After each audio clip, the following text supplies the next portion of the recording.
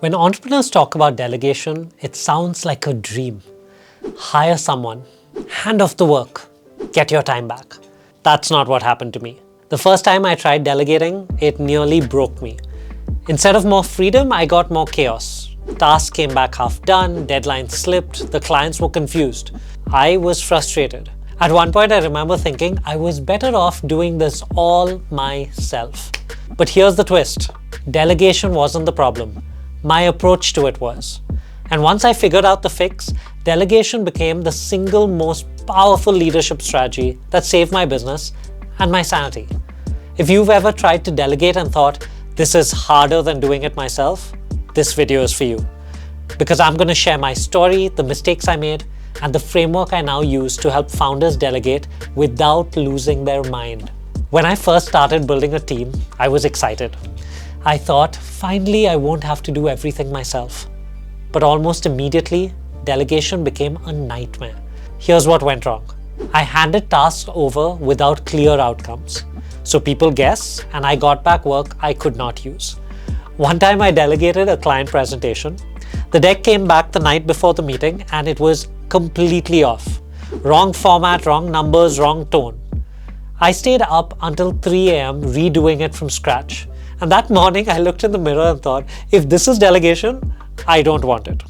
Second, everyone had their own style. Files were scattered, communication was inconsistent, and I spent more time coordinating than actually creating. And third, I had control issues. I hovered, I nitpicked, I reviewed everything. Eventually, the team just stopped taking initiative. The result, I was working harder after delegation than before it. My team was confused, I was stressed, and my clients could feel all of this. I've since learned that I wasn't alone. Most entrepreneurs struggle with delegation at first because we confuse delegating with dumping. We hand off tasks without context, we expect people to read our minds, and we assume one conversation means ownership forever. And here's the kicker. Many of us secretly want clones of ourselves. We say we want help, but what we really want is someone who will do things exactly like us. That's not delegation, that's fantasy. Delegation fails when you treat it as a one-time handoff. It works when you treat it as a system. The fix that saved my business is what I call the Delegation Ladder. It's a step-by-step leadership strategy that helps you move from chaos to clarity when it comes to delegation. The ladder has 4 rungs. Task, where you hand off specific low-stake to-dos. Process, where you delegate entire workflows that repeat. Outcome, where you assign results with clear success metrics. And ownership, where you transfer full responsibility for an area, including decision-making. Let's start at the first rung, task. Most founders start here. You delegate a single task. Send this email, book this call, format this deck. I remember asking my assistant to book travel tickets for me. A simple, low-risk task. She handled it perfectly. That moment wasn't just a convenience, it was a test. Once I saw she could manage the details without hand-holding, I knew she was ready for more. But here's the mistake I made early on. I stayed at this rung. I treated every handoff like a one-time task, which meant I was still the bottleneck for context, judgment, follow-up, decision-making. This rung is important because it builds trust. But if you stop here, you'll always be needed for every next step. So start here, but don't stay here. Move on to rung 2, process. Once you've built trust through task delegation, it's time to move to the second rung. Here, you're not just saying, send this invoice today. You're saying, here's how we send invoices every month, step by step. So this is the stage systems comes in. Checklists, templates, automation, something team members can follow, refine, and eventually own. One of the founders I worked with was manually uploading content to Instagram every week. It ate up hours. Once we documented the process, image selection, caption writing, scheduling, and handed it off to a VA, he got 5 hours back every single month, just from one systemized process. The beauty of this rung, once a process is delegated, you don't have to think about it again. You reclaim your mental bandwidth, and your business starts to feel lighter.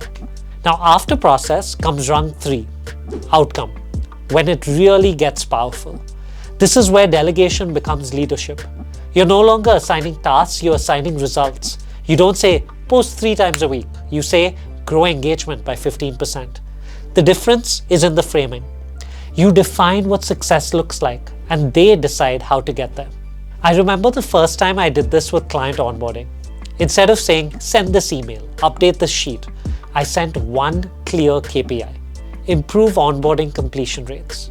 My team member not only met the goal, she redesigned the process in ways I hadn't even considered. That's when it clicked.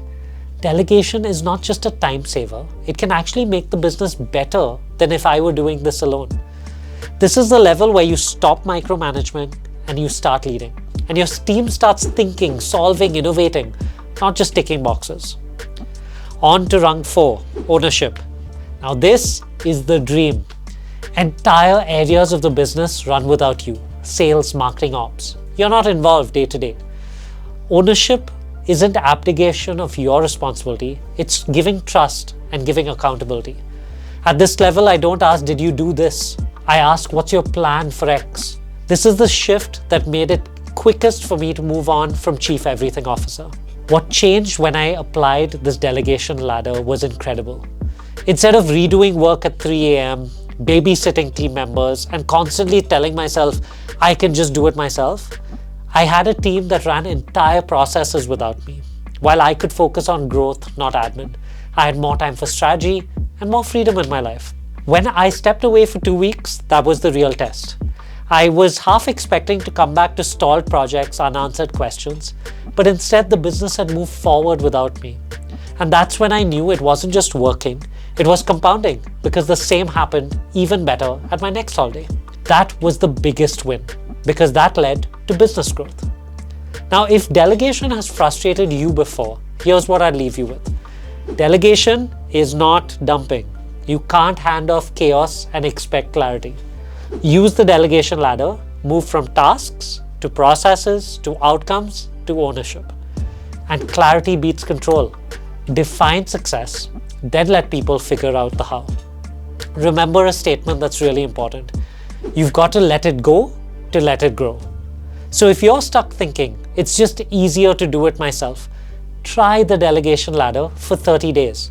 Start with one task, document one process, define one outcome, hand off one area. You'll be amazed at how fast chaos turns into clarity. Because delegation won't break your business, it'll what will save it. And if you need help implementing this method or want to get out of the chaos of being a Chief Everything Officer, then take the 3-question quiz link below. Get matched with a coach and unlock a 30-minute free coaching call. It will help you find clarity on where you're stuck in your business and how to move forward. And of course, for more playbooks like these, please like and subscribe. I'll see you in the next one.